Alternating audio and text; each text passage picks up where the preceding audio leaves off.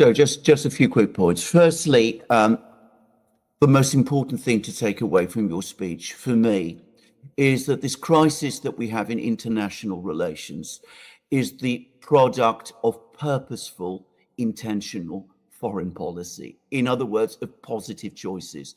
I mean, there's going to be people who say that we drifted into this, we made all kinds of mistakes, we acted in good faith, we got drawn into a quagmire, nothing of the sort.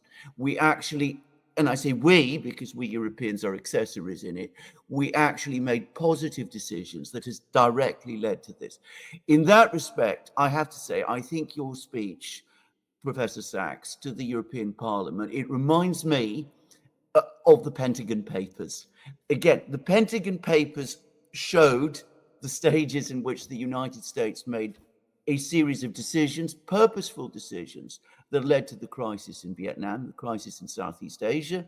This, on an even bigger scale, led, again, was every bit as purposeful. And, well, you were a witness to these events, a direct witness. You were with Yeltsin. You spoke to these European leaders. You talked to players, decision makers like Jake Sullivan. I'd like to get onto that in a moment. Yeah. So, there is enormous weight and authority in what you say. You also describe what you saw in Kiev directly after Maidan, what people said to you.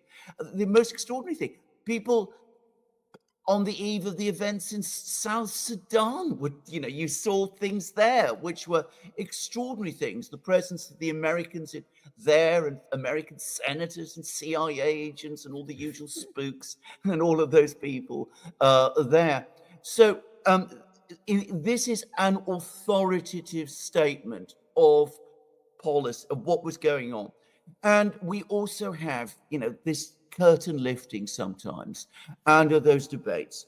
And one of them was that debate that you mentioned in our previous program we did with you, the one in the National Security Council, rejecting your very affordable plan to stabilize the financial system in Russia, which, by the way, I remember at the time. And the amounts of money were small. I mean, relative to what we've been spending, I mean, they're infinitely small. It would not have cost a lot at all.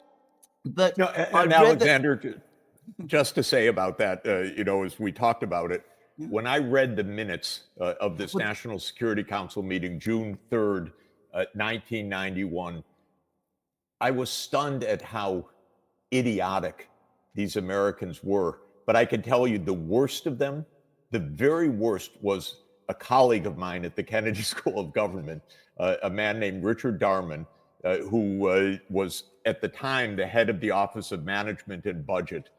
And when people read this stuff, which they will read, Darman talks about, well, we have to do a PR stunt. We have to do PR to show that we care, but we're going to do the minimal possible. And then he and another economist named Michael Boskin at Stanford are the two ringleaders to say, the reforms are impossible. They're just impossible. We're not going to do anything. We have to be Machiavellian in this. We have to do the least possible. Gorbachev's a showman. You look at this stuff and you cry because it's so ignorant. And also, how can a government work at a pivotal moment like this? They should have given me a phone call, for God's sake. Talk about it. They should have talked to Grigory Yavlinsky, who was still a leading politician in Russia and was the advisor of Gorbachev. They didn't even lift a finger. They just knew. And that's the American arrogance. They just know the truth. They don't have to talk to anybody. They don't have to study anything. They don't have to listen to the other side. They just know. And that's what comes out of this. And in terms of cost, by the way, I'll tell you one more story. In November 1991, after the putsch that had taken Gorbachev down, but a month before the end of the Soviet Union formally, Yeltsin was already the dominant political figure. Soviet Union was on its way of ending, and Yeltsin was the leader at the time. Gorbachev was already basically in the shadows and on his way out. And Yeltsin's economic advisor, who became an acting prime minister after that, Yegor Gaidar, asked me to come to Moscow to talk to him and his team about the urgent economic situation. So I went to the dacha outside of Moscow, and I talked with them. And in November of 1991, the Soviet Union had debts falling due, and they were running out of reserves. This was a financial crisis. This was also a revolution, but it was a financial crisis, a very acute financial crisis. So I've been involved in lots of financial crises on how to end them, and I've successfully helped to end several. And I said the most standard thing in the cookbook, the first thing you learn about this is a standstill on debt repayments pending a stabilization program. So the so-called G7 deputies were on their way. That's the finance minister deputies, led by the United States, of course. And I said to Gaidar, okay, ask them for a debt standstill.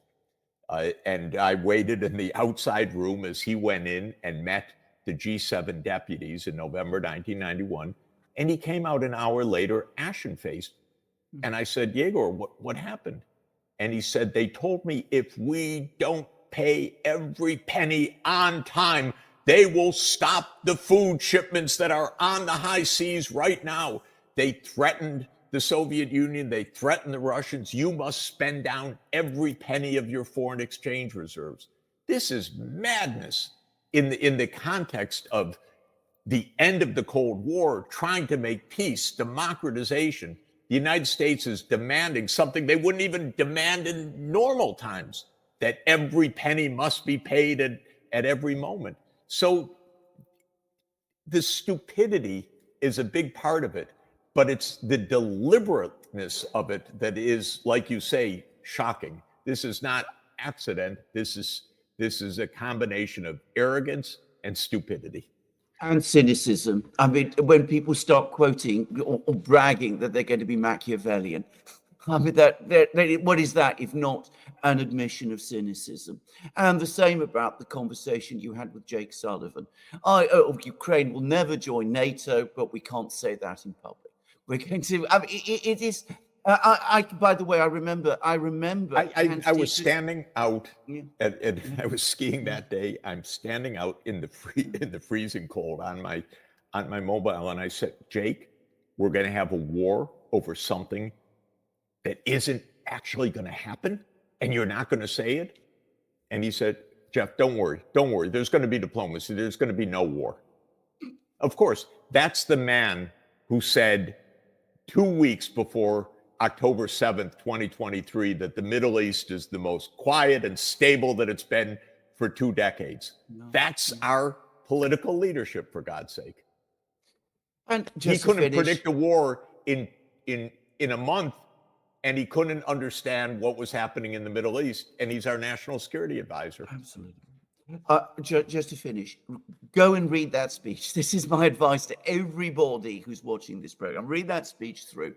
Try and get the whole text, because there are condensed versions. Listen to it, because it is, as I said, it sets it all out. It does so very clearly, and it shows, as I said, it's intentional all the way, and it has led us to catastrophe. And just to say, on that promise not to extend NATO eastwards, I have memory. I remember watching Hans-Dietrich Genscher going on British television, being interviewed about this, saying not an inch east. I remember reading articles in all the newspapers that now deny that promise was ever made. The Guardian, the Times, the Financial Times, they're all talking about it at the time. As I said, I remember it. I mean, it's always astonished me that people pretend that promise was never given. Whether the people who gave that promise were acting in good faith, that I don't know. But that the promise was made, of that there is no doubt at all. I leave the last word to you, Jeffrey, obviously, just as we have, a time point to finish. Probably the best book on American foreign policy in maybe a half century plus. It was a book by then Senate chairman of the Foreign Relations Committee in the United States, J. William Fulbright, in the mid 1960s, called The Arrogance of Power. And he used that title to explain the Vietnam War. And that arrogance did not end. And that is really the point. In fact, it went into hyperdrive with the end of the Cold War, so-called end of the Cold War, let's say with the end of the Soviet Union. The United States could not understand peace and mutual respect. To tell you the truth, I don't know whether we are at the end of that hyper arrogance or not. I think we're at the end of the war in Ukraine. I'm convinced of it. I think President Trump has this right. There's a lot of deep state forces telling him, no, go back. You got to put on sanctions. You have to recharge Ukraine and so forth. But I think he understands this is completely a losing hand. And I think the Europeans, as foolish and idiotic as they are in their rhetoric right now, can't do anything about it. So the war will end. It could end on the basis of the Istanbul draft agreement, April 15th, 2022, another of these profound missed opportunities, because we could have had 1 million Ukrainian lives saved, people who are dead now or gravely wounded. None of it needed to happen, because even a month after the special military operation started, there was a draft agreement to end it. And the United States and UK, of course, famously said no in their arrogance, in their poker playing. Well, we'll raise the stakes. We'll bluff Russia. They'll never mobilize. They'll fold when they see the economic sanctions and so forth.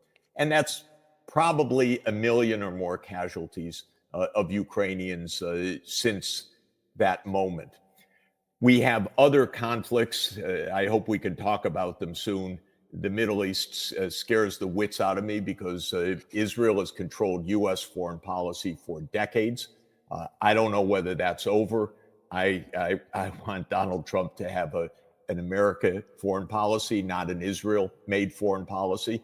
If he does, that war could end immediately also, because that's also a war of choice. Do you back Israeli extremism, which the United States has done for 30 years in its arrogance and its foolishness and its recklessness, or do you have peace in the Middle East? So for me, the big question is, are we done with this phase of war making relentlessly in history? One war is going to end soon, Ukraine. The Middle East, it's big stakes, and what will happen with the U.S. and China? Again, there are a lot of arrogant thinkers who could lead the U.S. and the world into complete disaster unless they learn some diplomacy. Final note, I'm hoping that Europe wakes up. It will. It has to. It's so unreal right now. When you're delusional like a cartoon character that's kind of run off the roof, but you're hanging in the air before you look down and you realize there's nothing below, they're going to realize, oh my God, we just gave away our foreign policy for decades, and we need to get back to sanity. We haven't heard a word of it yet in Europe, by the way. What we heard from Macron was the opposite of sane, marching off to war, or flying off to war from Starmer, completely nuts. But people are out on the streets now in Paris and elsewhere, and in Bucharest. They don't want this anymore. And even though they're being forced into this, these leaders are so unpopular, and the public knows so much better, that there will be a change in Europe too, I believe. I completely agree. Professor Sachs, we're definitely going to have you back. We're going to talk about the Middle East. We're going to talk about some of the proposals, some of the ideas you have about how to arrange the peace in Ukraine, which are very interesting and involve the United Nations. We might ask you perhaps to bring Mr. Schulenberg to discuss those, because he knows so much great. about that too. That might be an idea, just a thought. But we understand that you have to finish now. I want to thank you again and say that speech to the European Parliament, completely not reported in the mainstream media here in London, by the way, just to say, but all over the internet. Everybody's talking about it across the internet. And it will be a historic document. Of that, I have absolutely no doubt at all. When people want to understand what has been happening, not just over the last few years, but over the 30 years that led up to it, they will go to that speech. So thank you, Professor Sachs, and speak to you soon and again. Great to be with you guys, and thanks so much. Thanks for the fantastic work you guys do every single day. It's absolutely vital, and you've been so right every day. And so I'll be listening in later today. Thank you. Thank you, Professor Sachs. Take care. Take care. Bye-bye.